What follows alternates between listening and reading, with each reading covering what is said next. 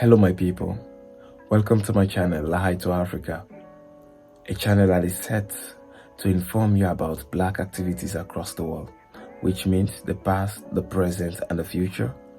We will let you know.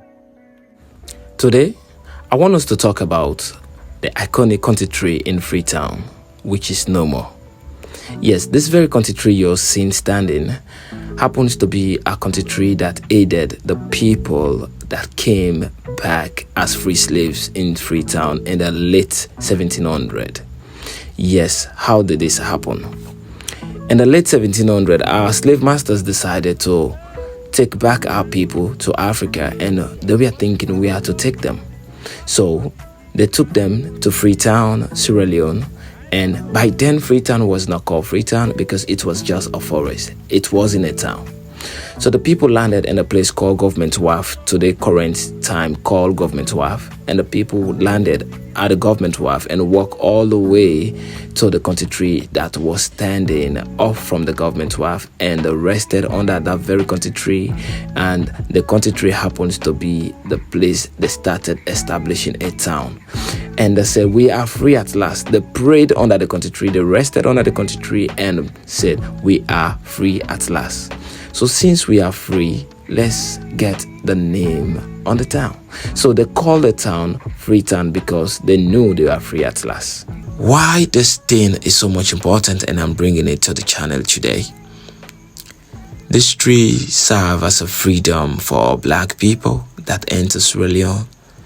And this tree serves as a symbol and brings us reminder of what happened back with our people. A lot of people do not know much about this, but we need to know that the West has never been our friends and they can never be our friend. Today, we are celebrating the tree that it happens to be a symbol of liberty. But now let me ask this, are we free or not?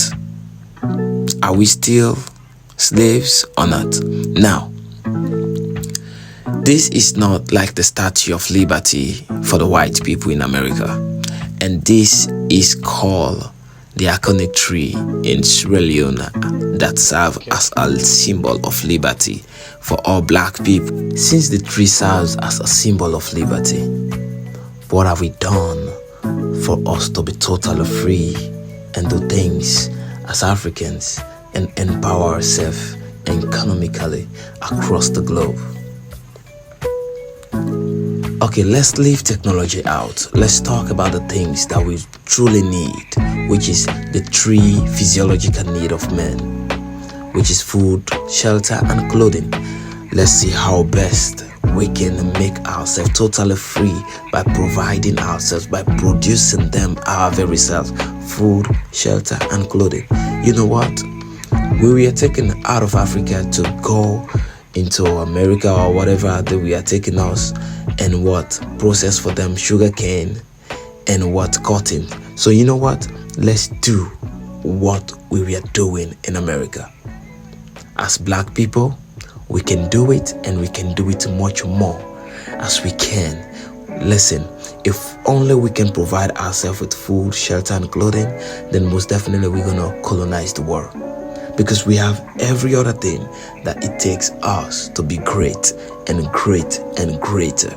We know we are great, and then let's do it. We know we are powerful, and that's why they are fighting us. There's always a saying that I believe, and I say it to myself always. And the saying goes like this: what needs to be done for the black people can only be done by the black people. Let me repeat it again. What needs to be done for the black people can only be done by the black people. Which means no matter the amount of foreign aids we receive in Africa, we will still remain who we are. Hey, don't be greedy. It will cost you nothing to subscribe. Subscribe and give me a thumbs up. And guess what?